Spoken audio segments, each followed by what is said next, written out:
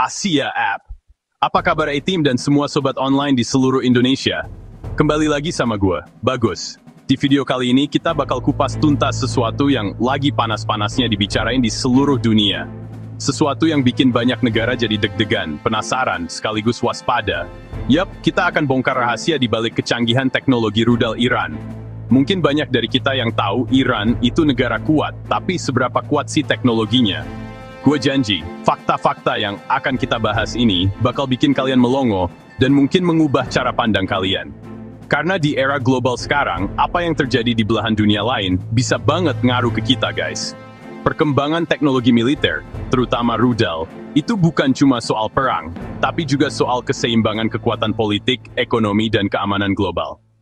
Oke, kita mulai dari yang paling dasar, tapi paling bikin penasaran, jangkauan.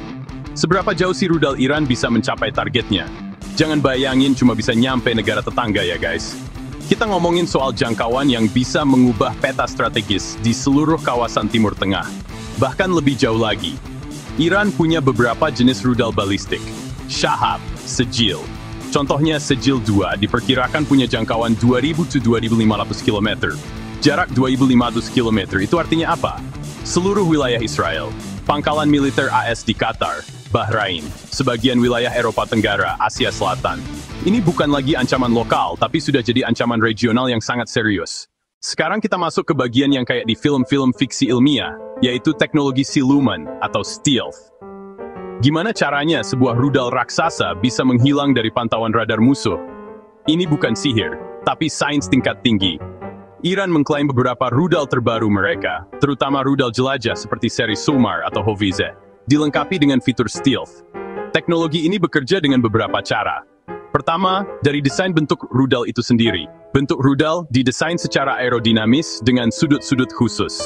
Sudut-sudut itu tidak memantulkan gelombang radar kembali ke sumbernya. Akibatnya, di layar radar, rudal itu hanya akan tampak seperti seekor burung kecil, atau bahkan tidak terlihat sama sekali. Punya rudal canggih itu satu hal, tapi bagaimana cara meluncurkannya dengan aman?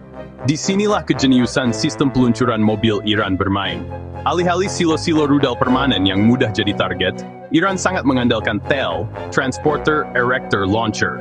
Truk-truk raksasa ini dimodifikasi khusus untuk membawa, menegakkan, meluncurkan rudal balistik. Keunggulannya, mobilitas. Mereka terus bergerak, disembunyikan di terowongan bawah tanah, disimpan di gudang biasa, bersembunyi di hutan lebat.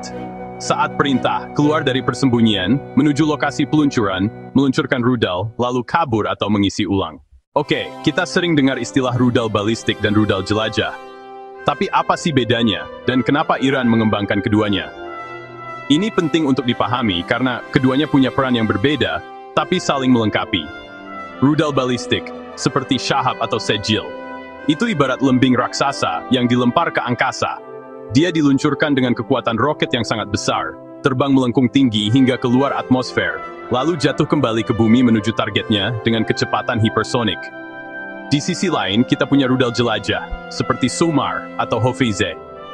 Kalau rudal balistik itu lembing, rudal jelajah ini lebih mirip pesawat tanpa awak yang membawa bom. Dia punya mesin jet sendiri dan sayap kecil, memungkinkannya terbang di dalam atmosfer dengan ketinggian rendah.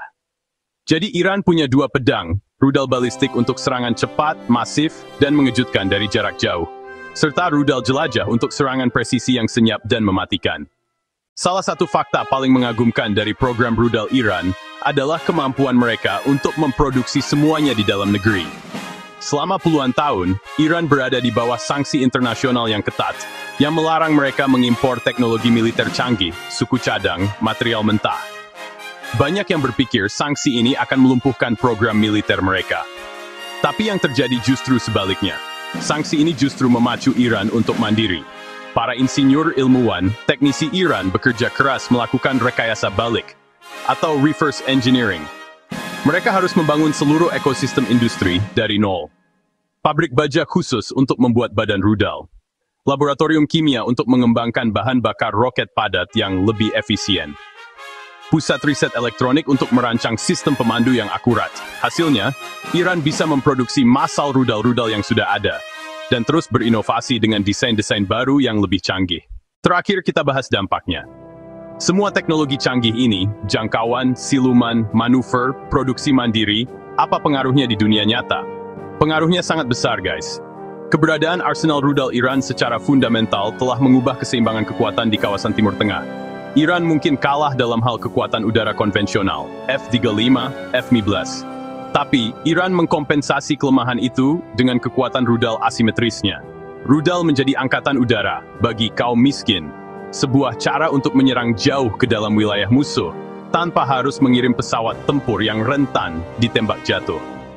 Nah itu dia guys, 7 fakta luar biasa tentang kecanggihan teknologi rudal Iran yang jarang diketahui. Semoga apa yang gue sampaikan hari ini bisa menambah wawasan baru buat kalian semua. Gimana menurut kalian? Gue pengen banget denger pendapat kalian semua.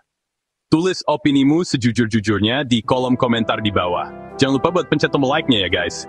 Gue Bagus, pamit undur diri, sampai jumpa di video selanjutnya. Siap!